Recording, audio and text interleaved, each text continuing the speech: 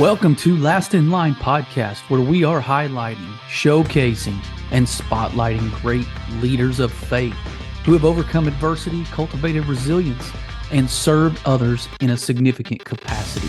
So settle in and be encouraged by this episode of Last in Line podcast. What is up, gentlemen? It's good to see you. Good to talk to you. Good for you to be here listening. Glad you can make it again. You have other places you could be, and you chose to be listening to this. So I appreciate it. Thank you for your commitment to be a better man, to be coachable, to listen to somebody and have grace for somebody like me that does not have it all figured out and who's been his share of imperfect a lot of his life, all of my life, actually, because everybody's imperfect, right? So thank you for indulging me on another episode of Last in Line podcast. I am your host, John Shibley, in the flesh. So I want to tell you, like last night, I got to tell you, I had a little went down memory lane a little bit. I had Rocky IV was watching that, and that's not what this episode's about, by the way, but I couldn't help but think how underrated the Rocky IV soundtrack is. I think we've got some major players when it comes to workout music, of course. When Rocky's training, I mean, you could listen to just the audio of that soundtrack and take yourself mentally back to exactly where Rocky was at the time, what he was doing, getting ready for the Russian, Apollo dying, like the whole 9 yards, going to Russia, training in the snow on Christmas, fighting him and winning, just overcoming just a real life clash of the Titans, David and Goliath, country versus country, you know, the U.S. and the Soviet Union at the time. And so I don't know, it took me back to my childhood, my teenage years in the 80s. And man, that was a time. And most of you that are hearing this, I think probably were around then. But again, that's not what we're talking about tonight. I just thought I'd take you down memory lane because if you're like me, you kind of have a little grin, a little sentimental grin right now as you're picturing Rocky and his trainer saying no pain, no pain, no pain in the corner after every round of him getting just pummeled by the Russian. No pain. And that's what just kept him going, was telling himself there's no pain. That guy's just a man. But as I'm sitting here talking, I feel like I could draw somewhat of a parallel in life, guys, because look, we've all got our own, whatever, figuratively speaking, proverbial Russian champion across from us in the other corner, staring us down, beating us to a bloody pulp, but we keep coming back. And that's what I think real masculinity looks like, is knowing you're going to get punched in the mouth, knowing you're going to be outmanned, out-armed, undersized, you're going to be out-intellected, experienced. You might just be out and out outmanned. But we keep coming back. That's the point, is we don't feel pain because we're ready for it. We're expecting it. So whatever life's got for you, no pain. They can't hurt you.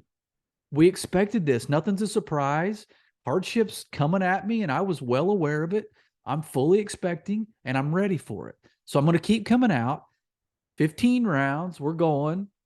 It's not an option to quit. It's not an option to throw in the towel. And so that's what I got for you tonight for that little snippet and that little introduction.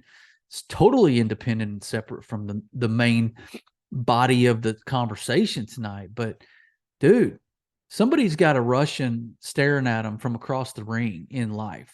Somebody is the little guy who is the underdog. And guess what? Resilience, guts, perseverance, just refusal to quit, refusal to lose, welcoming the beating, and no pain. Just keep saying to yourself, no matter what somebody says to you, no matter what they take from you, well, no matter what the job doesn't give you, no matter what respect the boss doesn't give you, no matter what your kids do to disrespect, like no pain. You feel no pain. So you are what a true man is supposed to look like. So there you go, guys. You are Rocky.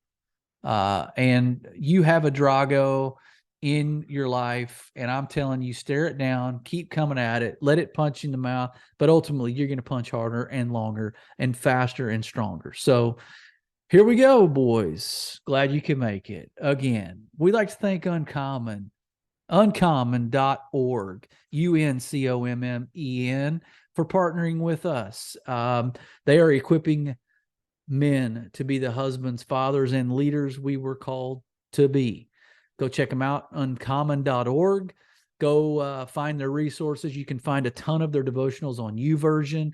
And I'm telling you, they've got all kinds of new stuff coming out. They do a YouTube channel, and TJ's got some great content. He's just out there for you to help you accumulate the knowledge and the wisdom and the courage to live to fight another day and to be better men.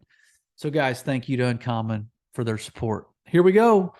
Guys, I've got a pretty cool episode for you tonight as I kind of glance over the cheating of the notes that I have. This whole concept of C.O.R.E has hit me like a ton of bricks.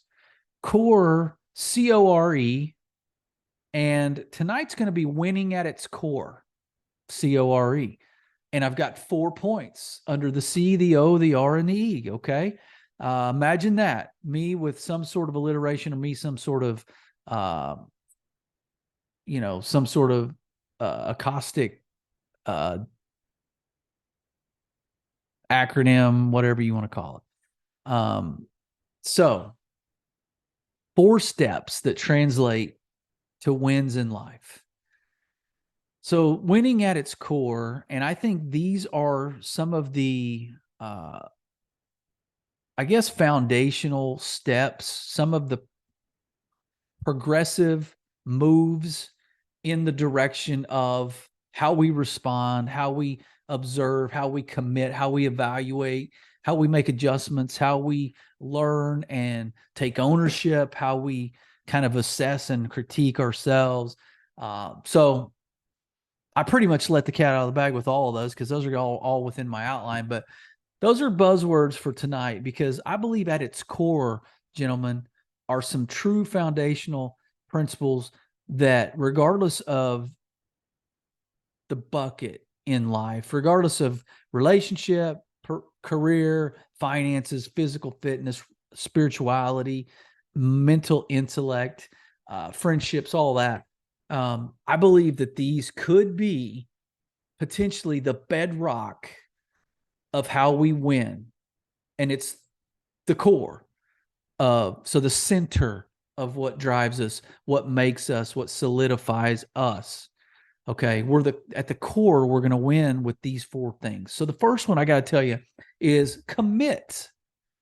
Okay, I think commitment is at the bare minimum your first place to start. It is how you conceptualize the journey that you happen to be on and what your role is with the people around you, what your role is within yourself to actually fulfill whatever calling you've been given or operate in the fullness of the gifts and talents and skills you possess. Like, to commit opens the door for all these other steps. But if you're not bought in, you don't believe, you don't take ownership or responsibility, then you've got nothing to start with. You are trying to run in quicksand. Your footing is a big truckload of banana peels, and you will ultimately just kind of be on this hamster wheel of perpetual nowhereness. So the first one here, commit, under the C-O-R-E, right? The core foundation of winning. All right. The 4 steps that translate to winning. And so the first one's commit. You got to believe. You got to buy into the culture. You got to buy into the mission. When I say culture, it could be on any team you're on. any organization, you got to buy into the culture of the family that you've created or that you want to be a part of, the relationship, the people that you're around. You got to buy into a culture of integrity, a culture of character, and where you want to see yourself. If you were to look back at yourself down the road a few miles, what do you want to look back and see? What do you want the reflection to be? So, belief is this buying in to the mission. And so, your mission personally, you got to be bought into whatever you believe you're called to do. And I'm not just talking about a job because, I mean, let's face it, a lot of us don't operate 8 to 5, Monday through Friday, in a job that we feel like is our calling or our purpose. But if we're bought in, we take ownership of just a general purpose of being kind to people, serving people, using our talent to promote the greater for the greater benefit of others, or an organization or a team, um, uh, other people in our life. Like if we understand that at its core, pun intended, like at its core, that's really what we're about. We're supposed to be about anyway. If we're talking about being created in the image of God, that's what our main purpose is. Now, it looks different for everybody else because everybody's gifts are different. Everybody's sphere of influence is different. Everybody's walk of life is different. Your climate, your circumstance is different. But we got to believe, okay, and we got to take ownership. This is underneath the C of commit. It's all about commitment. We got to commit. We got to buy in. So we got to take ownership. So regardless of whatever title, status, whatever place in the hierarchy of success we seem to be or not be, the job scope that we have been assigned, and I could use that in family. I mean, if you're the husband, you're the leader, you're the provider, you're the protector, your job scope at work, just understand that that's what it is. And that's what you have to be excellent in within the guardrails and the parameters of that job scope. You're called to be great. You got to have the mindset of a stakeholder. Even if you aren't an owner, you got to take ownership of the process, of your place in the world, your place in this, your cog in the wheel that you are. You got to take ownership and buy into that. And stakeholders, they have a lot to lose. They have a lot to gain. So you have to play the game as if you have both.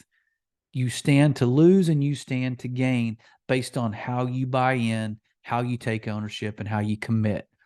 And it's got to act in the best interest of a greater good beyond yourself. You got to take responsibility, of course, when we commit. That's underneath the commit heading. I mean, it's got to be accountability. We got to be able to step into the headwind of our own mistakes. We got to step into owning and taking responsibility of a shortcoming or a place we fell short or we just flat out failed. But if we're doing that and we take that step, we lean into those moments, guess what? As you lean, you fall forward. So let's lean in and just take responsibility, grow a set and be the man, rise up, hold your head up, and take ownership and responsibility of it. Whatever the good, bad, or indifferent outcome is. But you've got to accept accountability for a job, for a task, for a role, for your position. And you may be doing stuff without a title, but to lead before you have the title is what real leaders do. And then that title follows. But you got to build that within yourself first. So that's the first one. That's committing, guys. Those are the anchors beneath that, the heading of commit. Second one is observe. Okay. To observe would be, you've got to almost just be a sponge. You've got to inject yourself into an environment that you are willing to learn. You are willing to absorb. Okay. You're willing to, of course, observe and ingest. Okay. And internalize concepts, knowledge, experience. You've got to be able to recall things, right? You've got to take them in, get them to be part of your internal engine and memorization, and then you've got to be able to regurgitate and recall in order to translate some of that knowledge into positive outcomes and execution for the benefit of whatever team or group you're a part of, organization, business. So absorbing, it's, you've just got to be able to, I guess, when you buy into the goals and the direction and the vision, okay, you've observed what that is, you've internalized it, you've conceptualized it, and then you've translated it into said job function for whatever your role is. Don't try to do somebody else's. Don't try to get the company down the road in this direction based on what someone else's job is or their talent is. Use what you've been given in the lane you're in. Stay in your lane, okay? I say blinders on are good in this regard. Stay to the grind and keep doing the same task and do it really well, better than anybody else. And if everybody did that, if everybody blocked and tackled the guy in front of them, I feel like the team's going to move the ball down the field.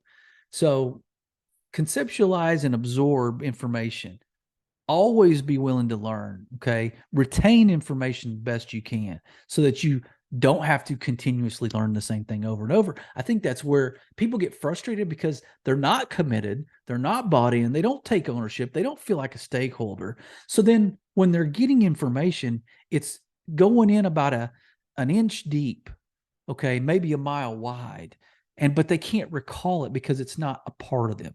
If it goes a mile deep and an inch wide, like we laser focus the breadth of information, but we get it down in us deeper so that it's recalled quickly, it's memorized, it's we can utilize that information and stop having to duplicate our learning patterns, stop tripping over ourselves as we continue to do the same thing over and over and try to relearn because we weren't bought in the beginning when we learned it the first time.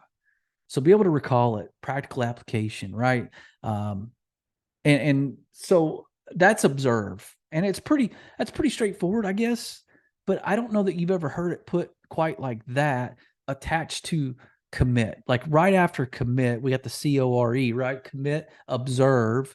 And so committing sets the groundwork, sets the table for you to start absorbing and start observing and start retaining and then applying because you've made it part of who you are as it relates to your purpose and job scope, your function on the team or organization.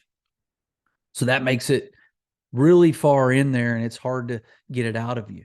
Like it's hard to forget stuff that you internalize and conceptualize and actually take ownership of. The second one here, C.O.R.E, core foundation, winning at its core. Okay, that's tonight, 4 steps that translate to wins in life, wherever you are, relationships, job, whatever. I mean, you got to commit and you got to observe in order to take care of your body. You got to observe other people doing it the right way. You got to internalize good information about nutrition and exercise. You got to commit and take ownership of you don't want to die when you're young and you want to be capable, strong person. Okay, so those are the first 2. The R here of the C.O.R.E is respond. Not react, respond. So response involves action. Okay. Somebody really can't respond with the exception of maybe some sort of body language or facial expression that may show you what they've internalized, but that's not what we're talking about. Response requires action.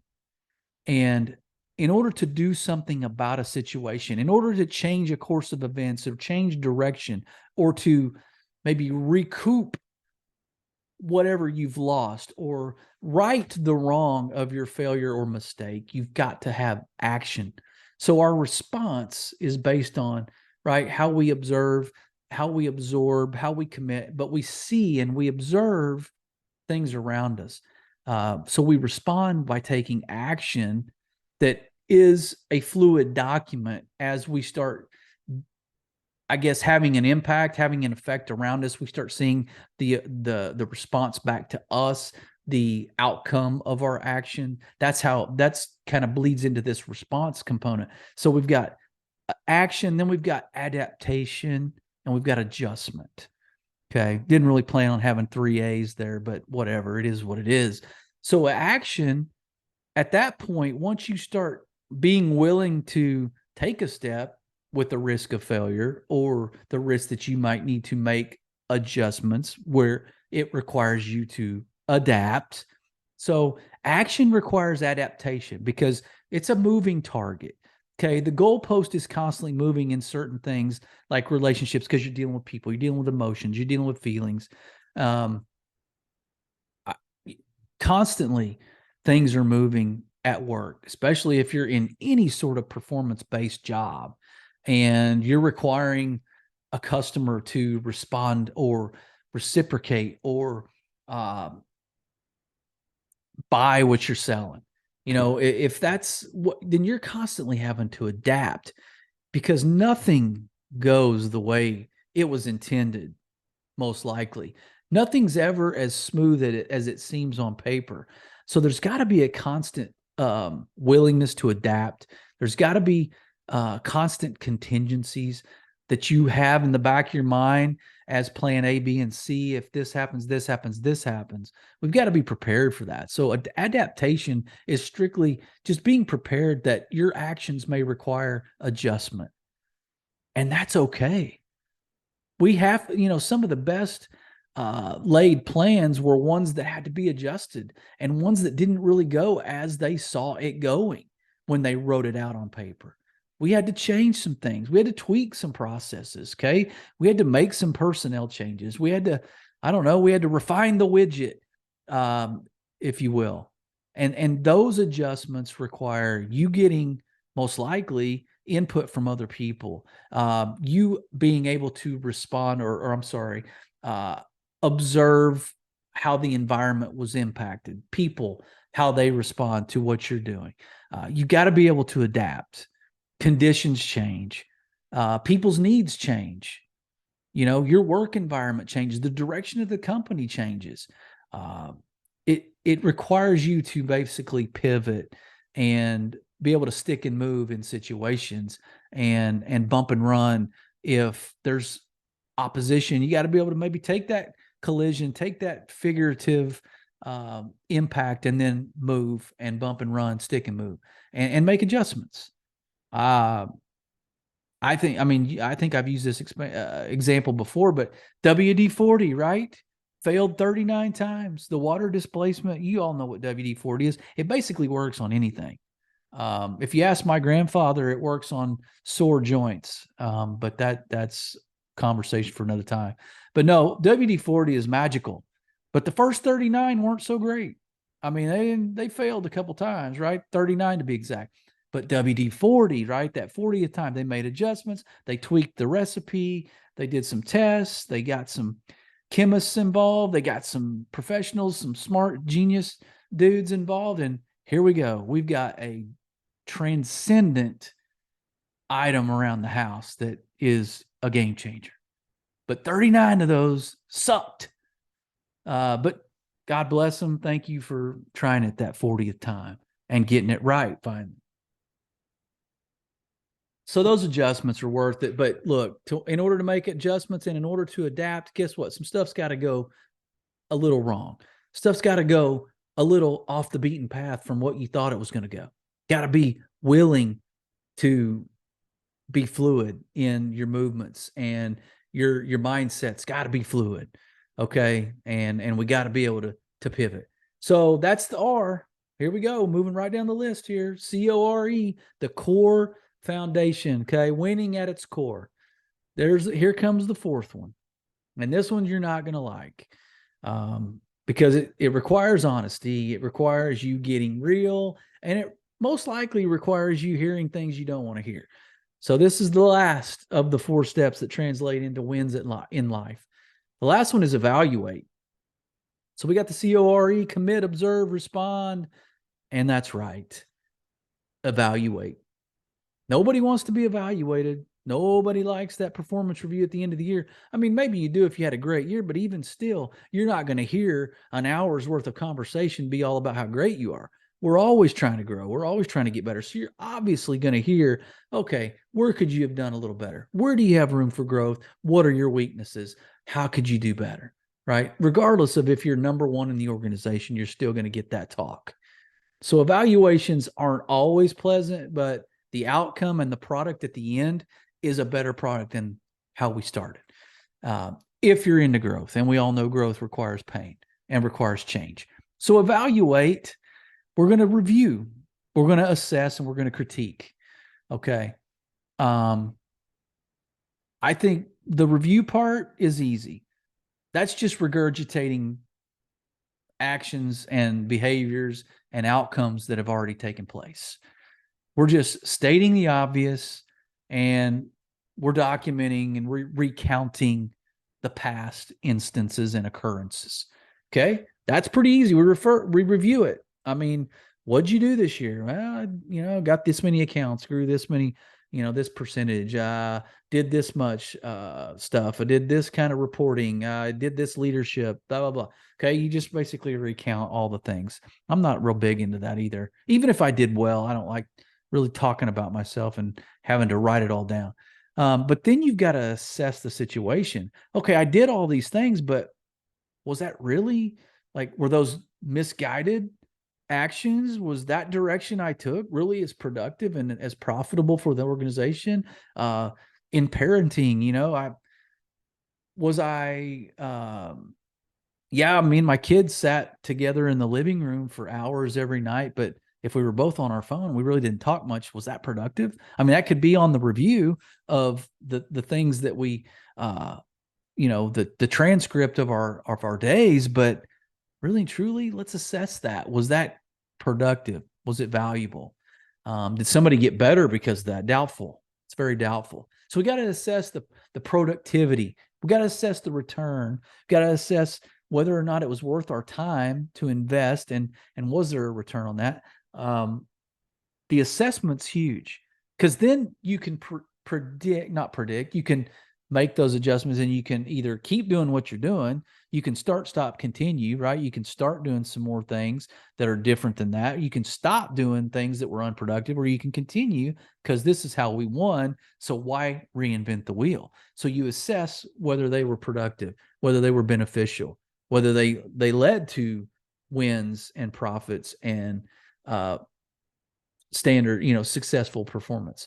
And then you critique it. And that requires, this all kind of requires at least two parties. Like the evaluation process does nobody any good if it's just you and you a part of that conversation. You're not going to be honest. You're not going to get constructive criticism. You're not going to be objective. You're going to justify why you didn't do something, and then make excuses for why you did on things that weren't productive or valuable or did not return something or yield a beneficial outcome. You're going to justify that. So you need the critique of other people you respect, people you trust, people who have done it before, most likely done it better than you, people who have been around the block and have taken some lumps, earned their stripes, and that they're going to be honest. So we're going to sit down with them in this evaluation process. It's not just you. It's not just one-sided. So you got to sit down with somebody, get that review, write it down, and then assess it, then decide, okay, let's continue in this direction, or no, let's pivot here. And then finally critique, okay, you really, let's give you an A- here, but we're going to give you a C+ here. And this may be not your weakness. So let's not try to do a bunch of this, because you're not really that good at that. You're good at this. So let's pile on and parlay and double down on this. And so that's where the critique comes in. You could benefit from critique. You can also get your feelings hurt. If you sit down with your wife and say, hey, how can I be a better husband? Be prepared for that answer. Don't ask questions you don't want answers to, honest answers. Be careful what you ask for.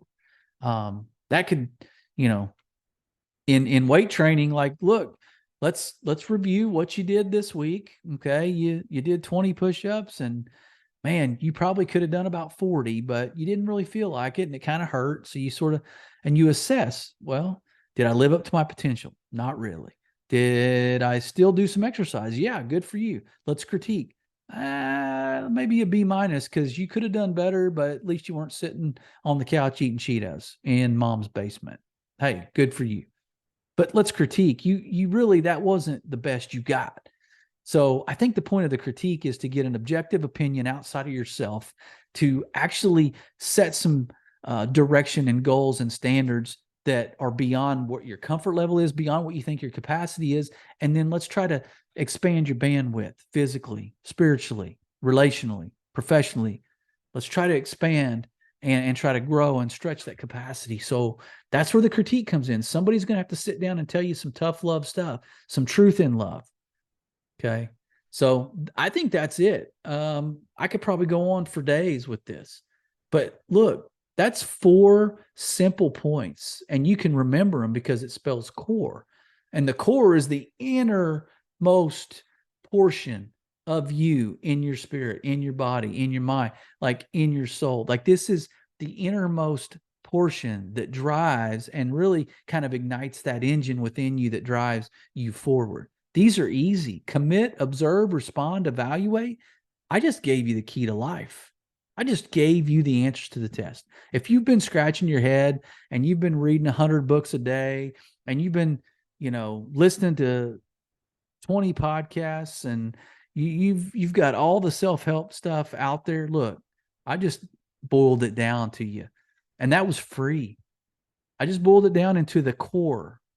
4 core foundational principles for winning. That's it. That's the key to life. And that will work in any aspect. I challenge you. I implore you. I beg you. Show me where this doesn't apply. Commit. Okay. You got to believe, you got to buy in, take ownership and responsibility. Observe. You got to absorb. You got to learn. You got to internalize. You got to memorize. You got to conceptualize. And then you got to apply. Okay. Respond. Take action. Okay. Learn how to stick and move, bump and run, adapt along the way, pivot, make adjustments.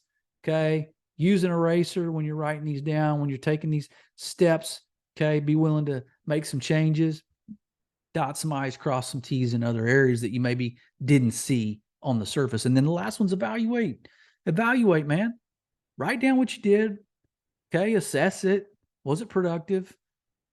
Was it my best? And get some help, some outside counsel, and critiquing whether or not you pushed yourself, and then what you can do moving forward to grow and expand and stretch. Okay. Back to Rocky. No pain. No pain. Okay. Accept that there's going to be challenges in this. Accept that you're going to face opposition. Lean in, fail forward, and remember, no pain. With that, be blessed.